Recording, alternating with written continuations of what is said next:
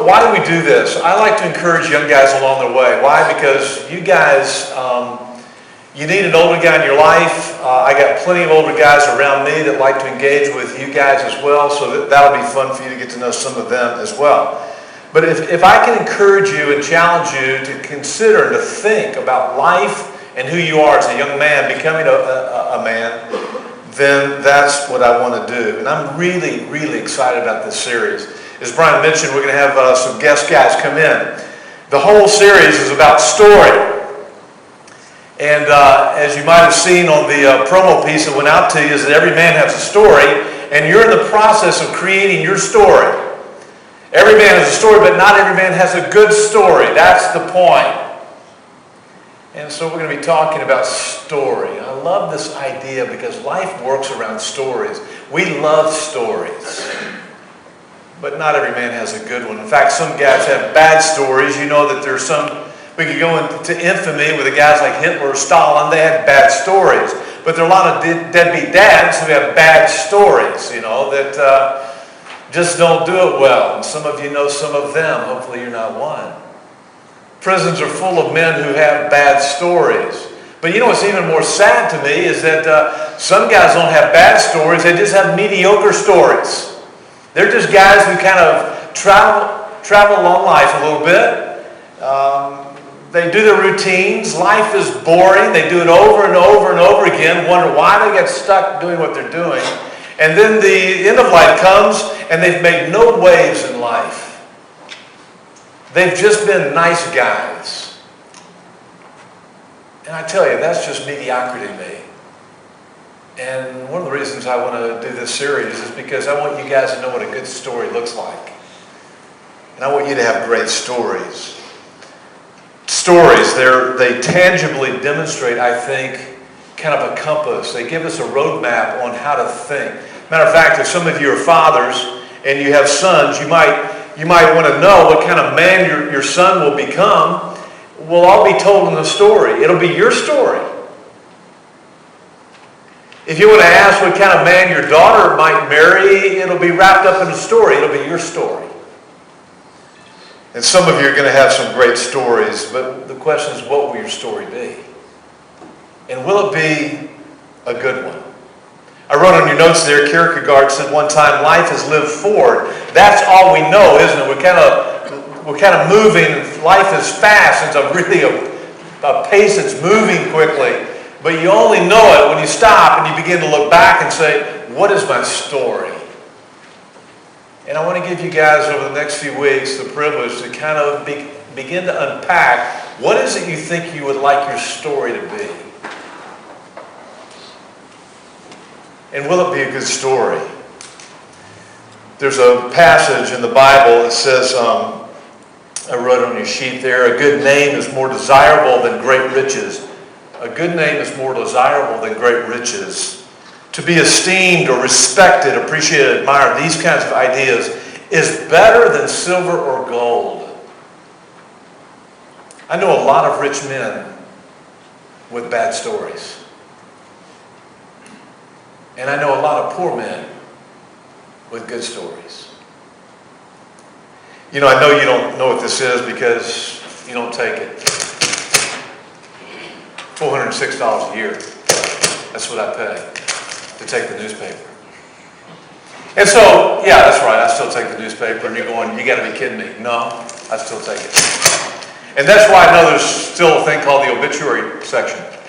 And it's not something I go to every morning, like first thing, like what's in the obits to see who's dying. But it's interesting when you go through an obit because all of these are stories. My dad's 95, and one day he's going to pass on, and I've already written his obituary. I wrote his story out. I wrote what I thought was important about his life, and that's what obits are all about. But when you look through here, some of these stories are just not very good. Maybe it's because somebody didn't take the time to tell the story well. I don't know. But there's one story in here that's particular, and the reason I kept this sheet from February the 24th is because a mentor of mine died. Some of you might even remember his name or know his name, a guy named Howard Hendricks. Probably taught over 13,000 students. I was one of them. I was just one of them. We all felt like we were his guy. I don't know how he did it, but we all consider him a mentor. He's got mentors all over the world. And he's got a long obit. It's not the length of the obit which makes him a good story. I want to unpack for you what is a good story. And hopefully one day, maybe somebody can write your story because you've made a difference in their life. So you see, you're writing your story. You're writing it now because the story is built choice by choice by choice. So you're in your story, as you know. So what story will your life write? What makes a great story? You might ask the question, what makes a great movie? There are reasons why, when the Oscars were held the other night, that they gave an Oscar to a screenwriter. Why? Because screenwriters get paid a lot of money to write great stories. Great movies happen on the end of a great screenwriter's ability because they unpack a great story. So if you can discover what makes a good movie, you might discover what will make a good story. And if you can find the components of what makes a good story, then you might begin to say, does my story, the way it's living out, will it be a good one in the end? Hey, all of you go to movies. I mean, they just asked Walker what movies he liked. He said he saw most of them. Life of Pi. Did you see Life of Pi? Okay. I'm just curious. I thought you liked tigers or something. I don't know. I didn't see it either. But boy, he got a lot of recognition. So, great movies. What movies leave you inspired or challenged? I asked a few guys in the room, would you just give me your top 2 movies and your worst 2 movies? Some of these I've never heard of. Like, I don't know, maybe Cody, I don't know. What is Dan in real life? Have you guys seen Dan in real life? Have you seen Dan in real life? Okay, you have. I've never even heard of the movie. But Dan in real life, congratulations. I don't know what it is, but good. But some of these are really, they kind of, I resonate with. Shawshank Redemption. Now that was a great movie. Why? Because it told a great story. I'm going to unpack in just a minute the 4 elements that make a great story. And what I want you to know is that you've got to make a great story. You've got to have these elements. You've got to be aware of what these 4 elements are in your life. Shawshank Redemption has the 4 elements. Now look, I don't know, Will Walters, where are you, my man? So Brad, you're a Brad Pitt guy. Oh yeah. I mean, I find that a little weird. You're a Brad Pitt guy. I don't know many guys that are Brad Pitt guys. But Legends of the Fall, that was one of your guys, right? Yeah. That's a Brad Pitt movie. Yeah, okay. He has long hair. Yeah, well, you like the long hair, okay. Braveheart. Okay, you resonate, Dave? You resonate? Okay, why? Because it has the 4 elements in it. Now look, this is a corny movie, but every one of you guys has seen it at least once or twice or 3 times. It's a Wonderful Life with Jimmy Stewart. It's his favorite movie, 1938, I think. That's when he made it. But nonetheless, it's a great story. It has 4 great elements in it. The Godfathers. This is what Sanjay put on his top of his list, The Godfather. Not a great character, the Godfather himself, but a great story. It has lots of elements of what make a good story. How about Gladiator? That was Brian Wirtz's Gladiator. I put down Schindler's List. Have you seen Schindler's List? An awesome movie. It tells a great story about a protagonist named, Schindler. Now this is an old movie, but Spartacus. No, not the like the cartoon thing, but Spartacus. You've seen the movie Spartacus with Kirk Douglas? A great story. There are great stories that you have seen, some not so good. Somebody put the best movie they've ever seen is anything that Jim Enterby ever starred in, and the worst movie was anything Enterby ever starred in. I thought that was pretty cool. So congratulations, Jim, for being the best and the worst there. From Justin to Kelly, did you see this one? Not a good story. Not a good story. It just doesn't have the elements of a great story in it. Waterworld, or anything with Kevin Costner, probably not very good. Okay, I mean, I don't know, just not a good story. Black Knight.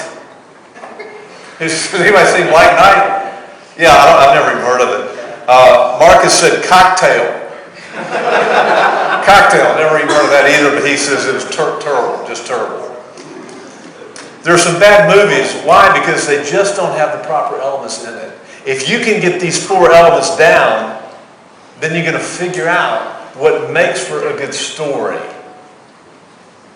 Now what's going to be kind of cool is I've invited 4 buddies of mine around the city.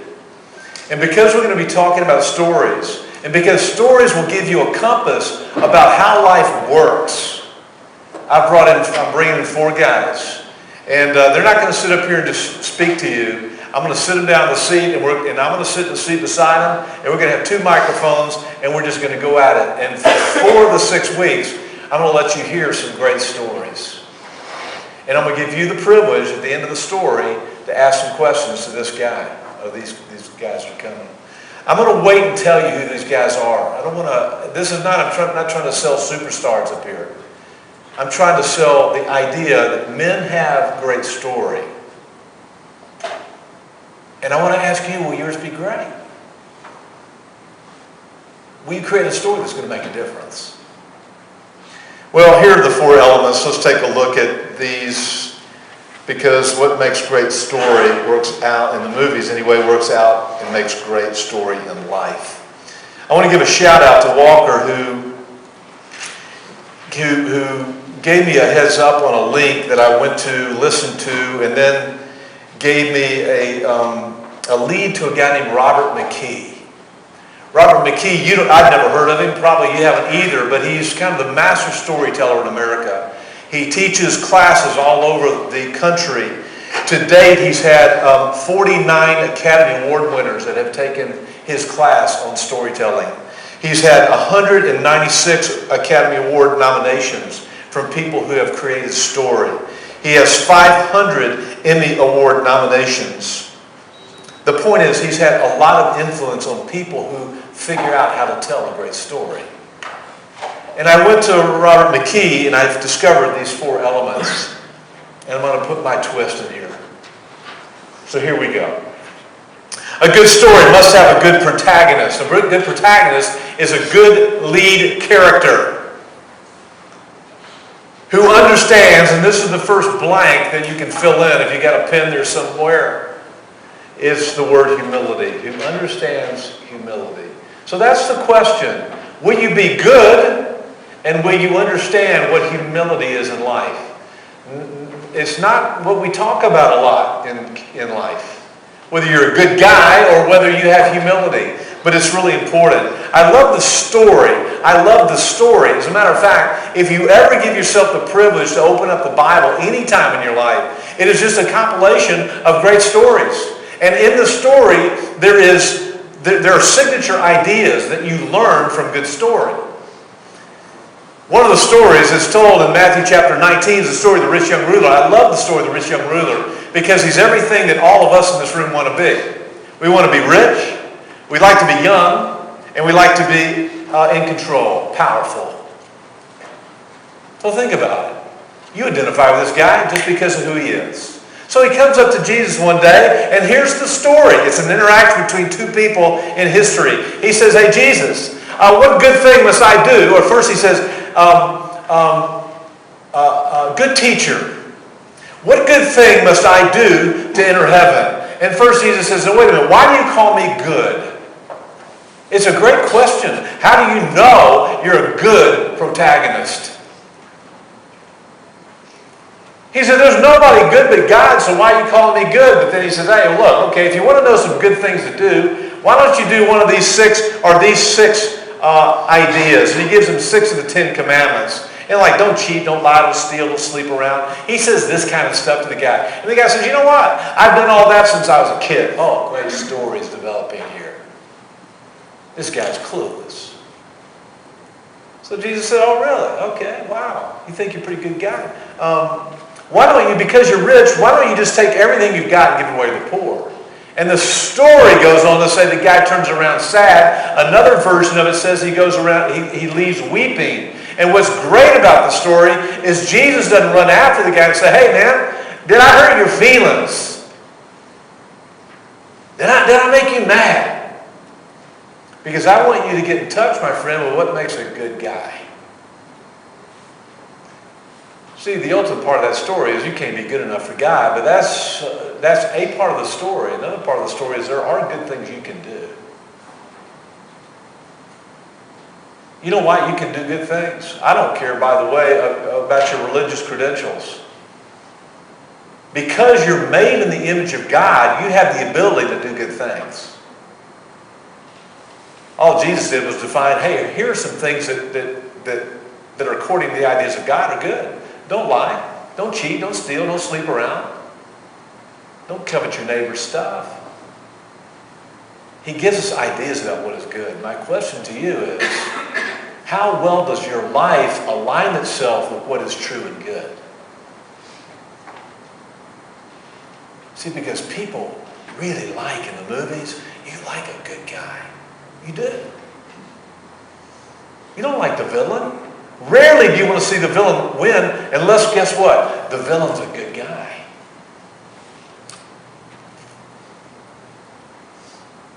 So it's important you understand this idea of what it means to be good. See, a good guy has the idea that life is not about him. Think about it. There's a massive movement in life, fellas, I got to tell you, and all of us are in the process of this and trying to figure out this idea of what it means to be a good protagonist. There's a movement in life from being selfish, where life kind of revolves around our world, to moving to an idea of selflessness. I know this is early to catch this, and this is a pretty sobering idea for sure. And this is pretty dramatic, I believe. But it's a long, pride-crushing battle to become selfless. But good guys figure it out. Because they recognize life is not about them. So see, if you're going to have a good story, if your story is going to be great, if you're going to impact and leave and make a difference in the world, you got to figure out what is good. And then you got to figure out this idea of humility. See, the one thing, as I put in your notes, that things that a protagonist can't do, or his story will have little influence. Well, one of the things you can't allow in your story is arrogance.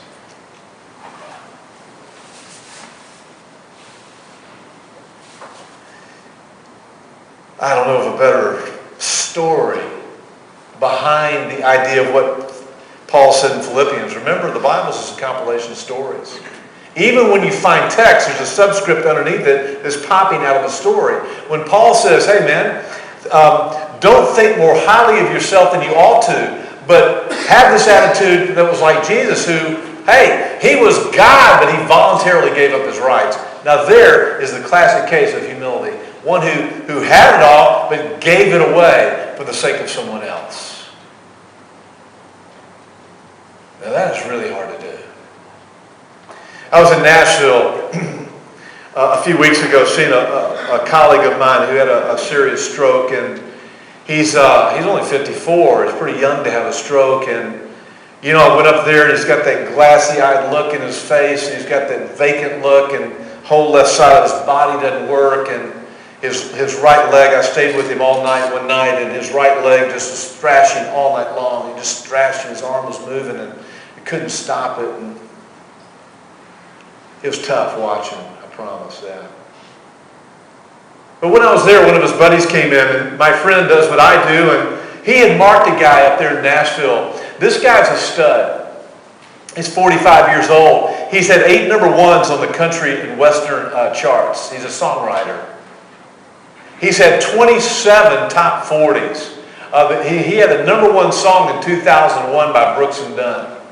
This guy's pretty famous. He's only 45.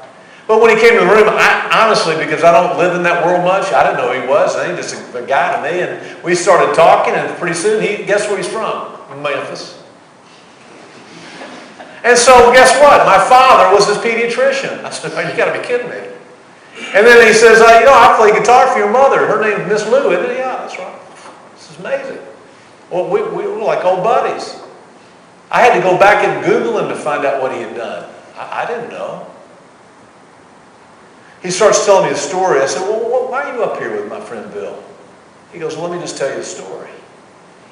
He said, one day I came back and I just kind of kicking the tire of this whole religious stuff, and I'm sitting there with Bill and I'm telling him a story. He said, man, I'm out on the road and I'm in this honky-tonk, and some young lady begins to belly up next to me, and we just started talking. Next thing I know, I'm drinking too much. Next thing I know, I'm drunk. Next thing I know, I wake up in her house. doubts. He said, best I know, nothing happened. But he says, I was drunk. But I'm married. And so Bill says to him, man, you got to tell your wife. He goes, what? What? Bill says, you got to tell your wife. If not, you're going to take that other girl down. I can tell you that. Bill got in his face, told him some truth about what a good protagonist looks like. And so he goes and he tells his wife, and chaos envelops. You can imagine that. Maybe you've had this scene in your own life. It's not easy to tell your wife that you've been unfaithful or playing loose over here. He says, I owe my life to this guy right here who's looking vacant into the ceiling and has no idea that either one of us are in the room. You see, story, this idea of humility, of coming to the place where you say, there's something bigger than just my world, will mark you. Just like his story marked me. The fact that he would have the courage to tell the story to me, and now I tell it to you. You see, story is powerful, and it rights the ship. It gives us a compass about what is true north. And this guy got it, did it, and guess what? Turned his whole life around to the point that he says, I want to follow what makes someone true and good and beautiful. And he's devoted to his wife, and he's doing it a good way up in Nashville today. Well, that's number one, because this idea is, will you change, you see? And this guy made a decision to change. And so that's why I say you're writing your story, and the story is working out step by step, and you're writing the story today. So what will your story be? Will it be a good one? Number two, second element, you must have a protagonist who possesses ambition.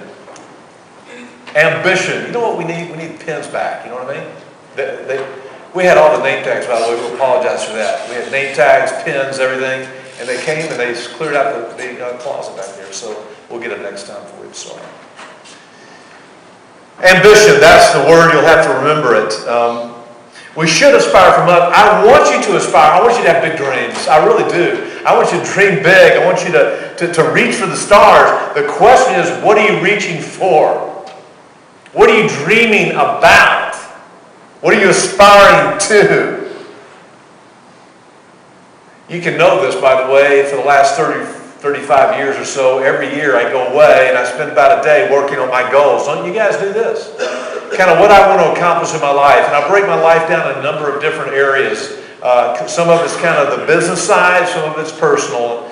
But I always begin to dream, what is it I want to do and accomplish this year?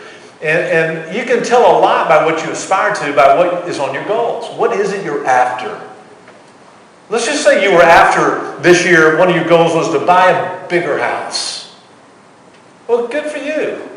But I want to know, if you reach the goal, will it matter?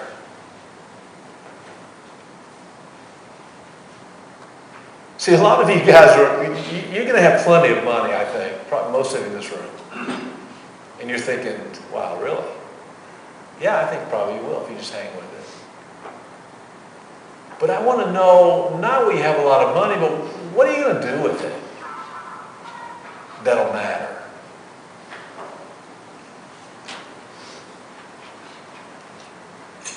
Yeah, you can make a difference. Some of you guys will say, what do I do? I feel so helpless. I don't know what to do. I don't know how to go save Africa. We always throw it out somewhere that's big and bigger than we, and we just say, you know what, I can't do that. Yeah, but you know what? You can love your wife well. That makes a difference. You can comport yourself in business well. That makes a difference. You can be a good man. That makes a difference. I want to know, what are you aspiring to? And by the way, as I put in your notes here, with great ambition comes fear. That's the word. And some of you guys, you know what? If you want a bad story, here's what I would tell you. Play it safe. Yeah, man. Don't upset the apple cart. Don't risk life. You know when they ask older guys, what would you do differently if you could live life over again? You know what they always say? what? Risk more. Risk more. See, if you want a bad story, just play it safe. Watch a lot of TV. Get that golf handicap way down there. Good man, now that'll make a difference. Never do anything risky. See, some of you guys don't even know what you fear. You know, if I ask you what you fear, you'd say, well, I don't know, snakes. Isn't that you, Hauser, man? No. Hate those snakes? I hate them too, man. God, I hate snakes. Spiders. God, man, you just walk, you know, you see one, you walk all the way around that thing. This is a big old hairy thing. Heights. I've done some, you know, some not free climbing, but always roped in, beaner climbing kind of stuff. And I tell you, you get up there about 100 feet, and then you just have the whole body. Scary, man. Went up skydiving one time. I wasn't trained to skydive, but they let me go up in the plane with a guy just to see what it was like. I had to put on the chute and everything in case something happened to the plane. So the whole side of the plane was out. I got my hand hooked through the bar like this. The whole side was out. He gets on the side and says, what would you like me to do? I said, I don't know, jump. He says, well, I'm going to do 3 backflips, come into a couple of front flips, I'll flow out. Awesome. So he falls out. And then the guy says, hey, man, we get down as fast as we can. I was a nervous wreck. I kid you not. It's like, get this plane down. I got to get out of here. I can't imagine skydiving. I'm not kidding you. Jumping into the air like that? Are you kidding me? What's the point of that?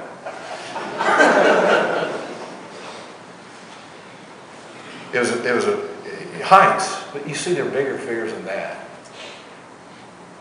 See, some of you guys don't even know that what you fear because you've never really spent time thinking, what is it I'm really afraid of? Maybe some of you guys fear ridicule or rejection. Or how about intimacy and commitment? Can't get too close to anybody because I'm afraid what will happen. If I get too close to them, they'll pull away and there I'm lost again. See, it takes a while to discover what is it that I fear because it stops ambition.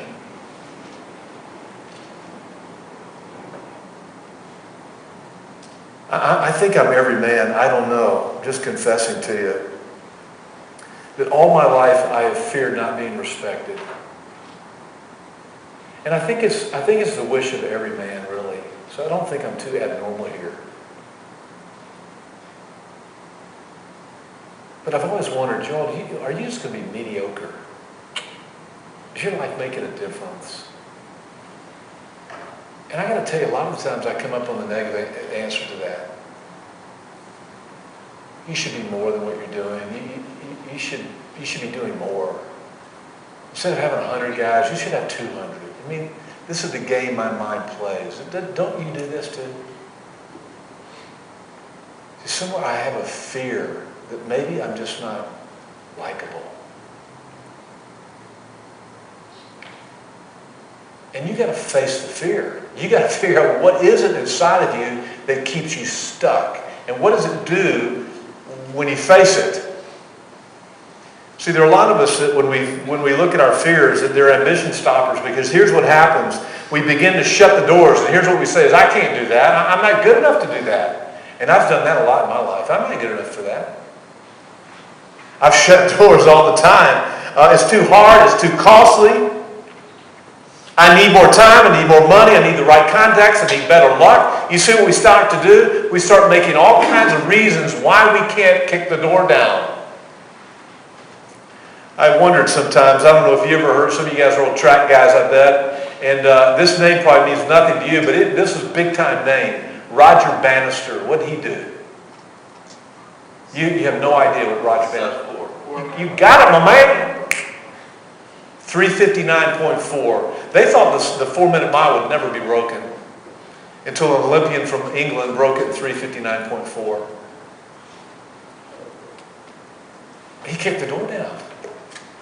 He didn't say can, he said could, and he just kept going because he didn't let his fears, whatever it was that locked him up to say, I'm not worthy, I'm not good enough, I can't, he said, I'm going to push through it. You see, fellas, what happens when you face your fear and look at it, it teaches you something. And many guys, they don't even know how to define what they fear.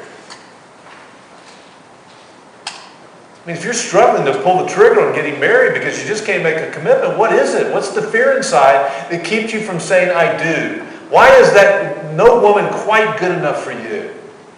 When will you jump over the hurdle and face the fear and begin to say, I got to look at the chaos of that and push through it? I'm not telling you to marry the girl you went, but what is it that keeps you from being committed? So we do this in religion a lot too, you know what I mean? With the faith that I talk about, Christianity, we do this a lot. Lots of guys have a fear of making the commitment because they wonder what's it going to take, and I don't think I can do it. Well, guess what, guys? You don't have to do it. That's the beauty of Christianity. You just got to keep kicking the tire. So I tell guys in this room every year, just keep kicking the tire. Let's see what happens. But you got to have ambition. You got to know where you're wanting to head. Here's number 3. Conflict or hard times are necessary for a good story. Conflict, that's the word. The best stories are full of risk and conflict. The best stories have ambitions. Now listen carefully to this. Listen to the movies. What do they teach you? The best stories have ambitions in the story where someone might die. Yeah, man, you get into the story. Somebody might die, or somebody's really lonely, or somebody's ridiculed or rejected. Those are great stories. Why? Because out of that comes the story of my music writer friend. And it makes an impact because you faced it and you made a change. I'm reading a book right now called Mossad. You know what Mossad is? You got it, my man. It's like the Israeli CIA, I guess. And it's an interesting book because it tells story after story after story of these guys which are Israeli heroes. One of the superstars and voted in 2005, listen to this, he was voted the 26th greatest Israeli of all time. Now, I don't know. Would that be significant to you? I don't know. It says at least his story. I'm going up the elevator at the Park City Club yesterday, and a Jewish guy gets on the elevator. How do I know? Got the skull cap. I said, hey man, I'm reading a book called Messiah. He goes, oh really? And I said, yeah. Trying to be, I'm one of you. I don't have the beanie on, but I know. So I said, hey, have you ever heard of Ellie Cohen? He goes, well, of course. Well, I've never heard of him until I read the book. Ellie Cohen is like super stud, voted 26th all the time. Ellie Cohen was a super spy. He was an Egyptian Jew out from Alexandria that the Israelis recruited into the Mossad. Next thing you know, he's embedded in Syria. This is 1962. Now, I know many of you guys weren't around. Most of you weren't, but there was a big war, the 7-Day War in 1967, that Israel had with all these surrounding countries. And he was embedded in Syria, and he got to be inside the key cabinet with the prime minister and the cabinet of Syria. He worked his way, partied and brought women in, and he played it to the hilt. He got new passport, new identity, new name. They thought he was Syrian, just a rich Syrian, and he worked his way in. Twice a day he was sending signals back in some coded language back to Israel about all the military installations. He'd go out and visit them with the generals, and he's a Syrian, rich Syrian. And he would be observing, he'd be taking notes, he'd be sending these messages back. When the 6-Day War hit, the Israelis struck with precision all these targets. Bam! One day they had to shut down the military installation in Syria to get in some new equipment. So they shut down, by the way, his apartment was right across the street from the military headquarters, which screened all the signals he was sending back because it was lumped in with all this. I don't know how all that works, but it was disguised. But they shut down the military, and all of a sudden they got this signal going, and they're thinking, where's that coming from? And they knew there was a mole somewhere, and they traced it to him, and next thing you know, he's hanging. By the way, he had a wife and 2 children back in Israel. What causes a man to do that? Why do men give their life to something? Why do men sometimes engage in conflict? You know why? Because it makes for a great story. I mean, Tommy, you just started a new company, didn't you? That's conflict, baby. And Phil, you left the banking business to start in the real estate business. That's conflict. At home, inside, can I do it? It creates great story. My point is, friends, you've got to have conflict and risk in your story if you want a great story. Good stories are about taking responsibility. Here's what I wrote in my notes. For that which is not good in our lives, taking responsibility for that which is not good in our lives and moving toward redeeming the issues. Here's the point. If you got a bad marriage, that's conflict. Go do something about it. That's redeeming it. It's making great story. If there are poor people in Africa that need help, go. That's great story. Because you're engaging in conflict and doing something about it. Go do something good with the conflict that's brought your way. Fellas, you cannot get around the curveballs coming your way. I don't know what they are. Illness, bad relationships with your marriage or children, financial issues, parents dying. It's good. The curveballs are coming and you're hitting them. Don't resist them. Let them come because it makes great story. The question is, what will you do with the curveball? Not is the curveball coming. Great conflict. Here's the last part. Must have a resolution to the story. Resolution's the word. Must have a resolution to the story. The story is not about fixing or winning something. It's not about tying the bow on something and saying, isn't this a pretty story? It's about making a story that has a difference. And I want you guys to be difference makers. I want you to have a great story. I want you to be great protagonists who understand what the goodness is and humility and understand ambitions, fighting for something worthy of you. I don't want you to run from conflict, and I want you to see that resolution is not a story that ends happily ever after. Lots of stories are sloppy. My friend up in Nashville laying in his bed with a stroke, his story is sloppy. I don't know how the story, it's not a happily ever after story, is it? Your story might not be either. Why are you trying to make it happily ever after? Why do you care that it's just not all going right for you? Well, nobody cares it's not going all right for you. They want to know what you're doing with what's not going right for you. Do you get it? That's why we say quit whining, quit complaining, quit bitching about what life has brought you. Think about what I do with it.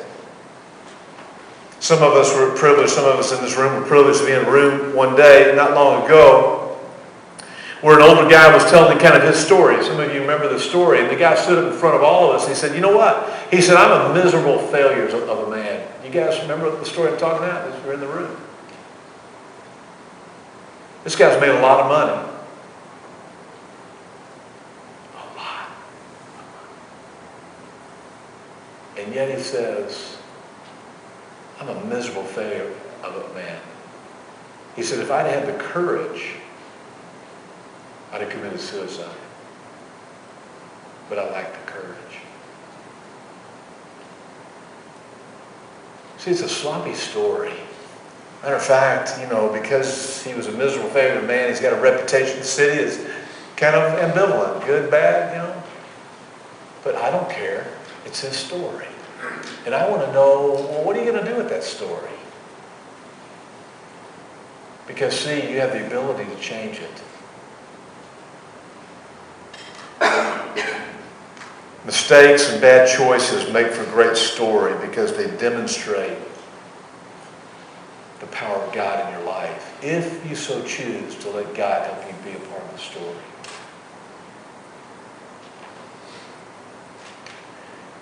Are there stories that not as good as they used to be? That's a question that was kind of out there. In other words, are our stories not as good as our father's stories, our grandfather's stories? I don't know. When I look back in history, it doesn't seem like we're making great stories anymore. And I think I put the reasons why I believe that's true, because I think men have lost their convictions about what they believe. We have no idea about what we believe. We don't have conviction about it. It's like we say, well, Michael, you believe what you want to believe, and I'll believe what I want to believe, and you know. So we just go through life. There's no challenge to this. And so I think men have lost convictions. I've talked to you about that in this room before, so you understand what I'm talking about. Secondly, I put that men have lost ethical boundaries. We just don't know what is true, good, and beautiful anymore. We don't know what's right, what's wrong. We have kind of a moral relativism that kind of tackles us and tells us, okay, well, do what you want to do. As long as it doesn't hurt anybody. Well, the point is it might be hurting you, and it's leaving a bad story. So you'll have to deal with why we're not getting better stories. And lastly, I put because we don't have a transcendent cause, something bigger than us which pulls us along. I mean, your story is your career or your job or, you know, and it's just not big enough, fellas. You can't make your job your story. I'm going to end with these 4 ideas and then we'll be finished. I'm sorry I'm a few minutes over, but I just want to get you this last 4 ideas. And I'm not going to say anything, but just read them. 4 questions to resolve to make your story great. I've already spoken enough about it. Let me just read what I think are the conclusions here. Will your story align with what is true and good? In other words, like the rich young ruler, will you say, oh, I understand what good is because God is good and I'm going to align myself with those ideas? So will your story align? Because if it doesn't align with that, in my opinion, you're going to have a bad story.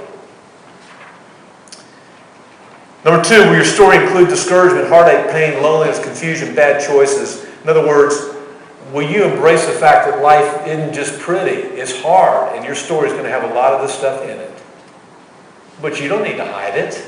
That's number 3. Will you be able to be real and authentic to allow others to know your story? Why would this guy sit up in a hospital room and tell me the story about fooling around with his wife? It's not casual conversation that we have with one another, like, hey, Doug, how's it going? I'm fooling around with my wife. How you? It's just not something we do. But he had a point to the story, you see. And when you begin to say, I've got stuff in here you need to know because I've changed and I want you to know, it's powerful. It makes for a great story. Number 4, will your story grapple with and include a search for hope found in the Creator God as explained in Jesus Christ?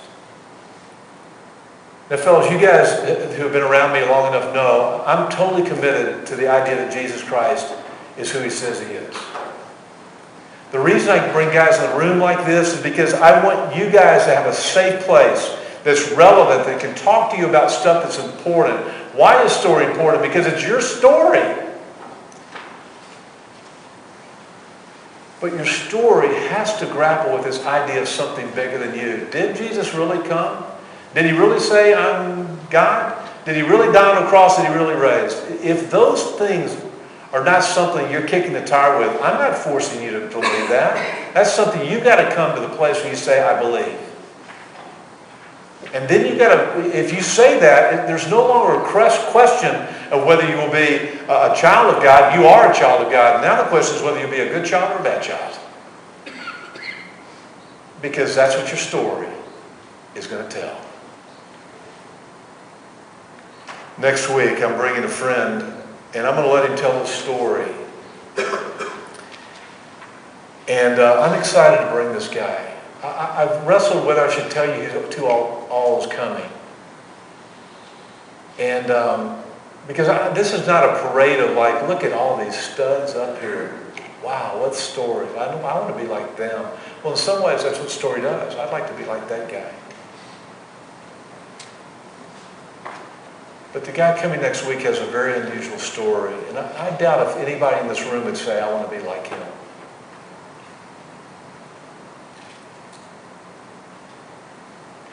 And I'm talking physically. You just have to come meet him next week and let him tell you the story. Because I think he'll mark you like he's marked me. This is going to be a great series. I'm pumped about it. It's a really creative story. We're all storytellers. And we we want to tell our story, but some of us are scared because we don't have a very good story. Well, I want you to stop that today and begin asking, how do I become the good protagonist? How do I have ambition that makes a difference? I'm seeking good things, meaningful things that matter. I have conflict that I'm facing and looking at, and I'm not going to let fear take me down. And you know what? The resolve is just effort. no bow, happily ever after, just effort. That's a good story. Father, thank you for this time and privilege of being in front of these guys. It's great to see them again, and thank you for them being here, for getting up early and being in this place. I pray you would encourage us with what's been said, that you might get us thinking a little bit about who we are and what makes our story good and what are we grappling with today. And I pray that we can inspire and encourage that today along their way. In the name of Jesus, we pray that. Hey guys, we'll see you back next week.